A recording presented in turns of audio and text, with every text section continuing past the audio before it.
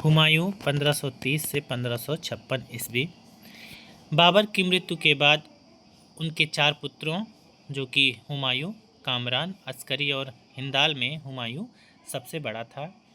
हुमायूं का शाब्दिक अर्थ होता है भाग्यशाली। बाबर की मृत्यु के 4 दिन पश्चात मेहदी ख्वाजा के समर्थन से हुमायूं 23 वर्ष की आयु में 30 दिसंबर 1530 ईस्वी को हिंदुस्तान के सिंहासन पर बैठा। हुमायूं मुगल शासकों में एकमात्र शासक था जिसने अपने भाइयों में साम्राज्य का विभाजन किया था, जो उसकी असफलता का बहुत बड़ा कारण बना। हुमायूं ने अपने पिता के आदेश के अनुसार कामरान को काबुल एवं कंधार, अस्करी को संबल तथा हिंदाल को अलवर की जागीर दी। इसके अलावा अपने चचेरे भाई सुलेमान मिर्जा को बदख्शां की जागीर दी।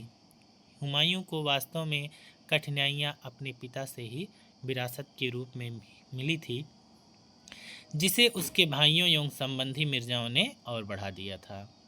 प्रारंभ में बाबर के प्रमुख मंत्री निजामुद्दीन अली खलीफा हुमायूं को अयोग्य समझकर बाबर के बहनोई मेहदी ख्वाजा को गद्दी पर बैठाना चाहता था, किंतु बाद में अपना जीवन खतरे में समझकर उसने हुमायूं का समर्थन कर दिया। हुमायूं को साम्राज्य मिला तो उसको कठिनाइयां भी उसी के साथ मिली। हुमायूं की सबसे बड़ी कठिनाई उसके अफगान शत्रु थे, जो मुगलों को भारत से बाहर खदेड़ने के लिए लगातार प्रयत्नशील थे। हुमायूं का समकालीन अफगान नेता शेर खां था, जो इतिहास में शेर शाह सूरी के नाम से विख्यात हुआ। हुमायूं का एक दूसरा प्रमुख विरोधी गुजरात का शासक बहादुर शाह था। इसके अतिरिक्त कुछ इतिहासकारों ने हुमायूं की असफलता का एक कारण उसकी व्यक्तिगत दुर्बलता को भी माना है। इस संदर्भ में लेनपूल ने लिखा है, हुमायूं की असफलता का एक मुख्य कारण उसकी सुंदर परंतु विवेक रहित दयालुता थी। हुमायूं ने 1531 ईस्वी में कलिंजर के शासक प्रताप रुद्र देव पर अपना पहला आक्रमण किया, किंतु वह असफल रहा। हुमायूं का कलिंजर पर आक्रमण मूलतः बहादुर शाह की बढ़ती हुई शक्ति को रोकने का प्रयास था। हुमायूं के राजत्व काल में उसका अफगानों से पहला मुकाबला 1532 ईस्वी में दोहरिया नामक स्थान पर हुआ। अफगानों का नेतृत्व महमूद लोदी ने किया, परंतु अफगानों की पराजय हुई। 1532 ईस्वी में हुमायूं ने पहली बार चुनार का घेरा डाला। उस समय यह किला अफगान नायक शेर खां के अधीन था। शेर खां ने हुमायूं की अधीनता स्वीकार ली तथा अपने लड़के कुतुब खां के साथ एक अफगान सैनिक टुकड़ी मुगलों की सेवा में भेज दी। 1532 ईस्वी में बहादुर शाह ने रायसीना के महत्वपूर्ण किले को जीत लिया एवं 1533 ईस्वी में मेवाड़ को संधि करने के लिए विवश किया।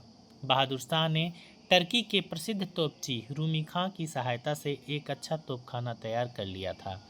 हुमायूं ने 1535-36 ईस्वी में बहादुर शाह पर आक्रमण कर दिया। बहादुर शाह पराजित हुआ।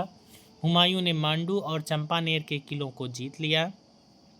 1534 ईस्वी में शेर खां शेरशाह की सूरजगढ़ विजय तथा 1536 ईस्वी में पुनः बंगाल को जीतकर बंगाल के शासक से 13 लाख दिनार लेने से शेर खां की शक्ति और सम्मान में बहुत अधिक वृद्धि हुई। शेर खां को दबाने के लिए हुमायूं ने चुनारगढ़ का 1536 ईस्वी में दूसरा घेरा डाला और किले पर अधिकार कर लिया।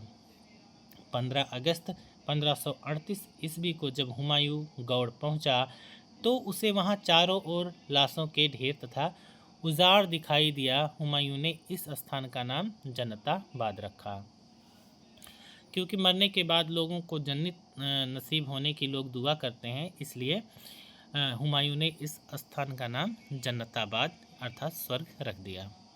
बंगाल से लौटते समय हुमायूं एवं शेर खां के बीच बक्सर के निकट चौसा नामक स्थान पर 26 जून 1539 ईस्वी को युद्ध हुआ, जिसमें हुमायूं की बुरी तरह से पराजित हुआ।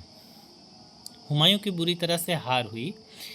हुमायूं अपने घोड़े सहित गंगा नदी में कूद गया और एक भिश्ती की सहायता से अपनी जान बचाई। हुमायूं ने इस उपकार के बदले उस भिश्ती को एक दिन का बादशाह बना दिया।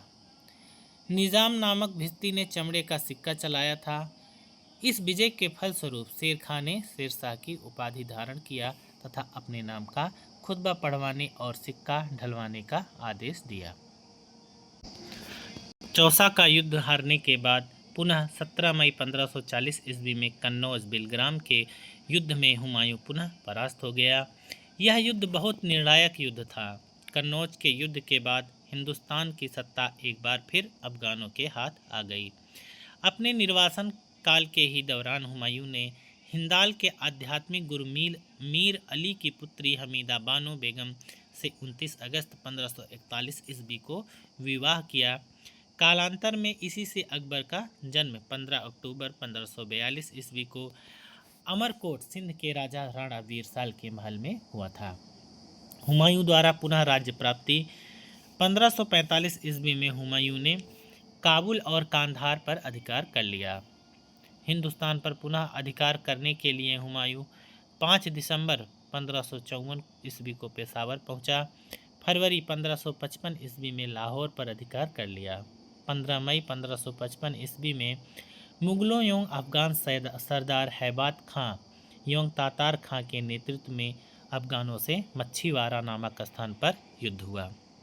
अब ये मच्छीवाड़ा का युद्ध कब हुआ था? 15 मई 1555 ईस्वी को। हुमायूं और अफगान सरदार हैबात खां एवं तातार खां के मध्य। अब इस युद्ध में हुमायूं को विजय मिलती है, जिसके फलस्वरूप संपूर्ण पंजाब पर मुगलों का अधिकार हो गया। 22 जून 1555 ईस्वी को ही मुगलों और अफगानों के बीच सरहिंद नामक स्थान पर युद्ध हुआ। इस युद्ध में अफगान सेना का नेतृत्व सिकंदर सूर तथा मुगल सेना का नेतृत्व बैरम खां ने किया। अफगान बुरी तरह पराजित हुए। दूसरा युद्ध क्या था? सरहिंद का युद्ध। अब यहाँ से हुमायूं पूरी तरह से वापसी कर लेता है। सरहिंद के युद्ध में मुगलों की विजय ने उन्हें भारत का राज सिंहासन एक बार फिर से प्रदान कर दिया। इस प्रकार 23 जुलाई 1555 ईस्वी हुमायूं एक बार फिर से दिल्ली के तख्त पर बैठा, किंतु वह बहुत दिनों तक जीवित नहीं रह सका। दुर्भाग्य से एक दिन जब वह दिल्ली में दीन पनाह भवन में स्थित पुस्तकालय की सीढ़ियों से उतर रहा था, वह गिरकर मर गया। इस प्रकार वह जनवरी 1556 ईस्वी में इस संसार से विदा हो गया।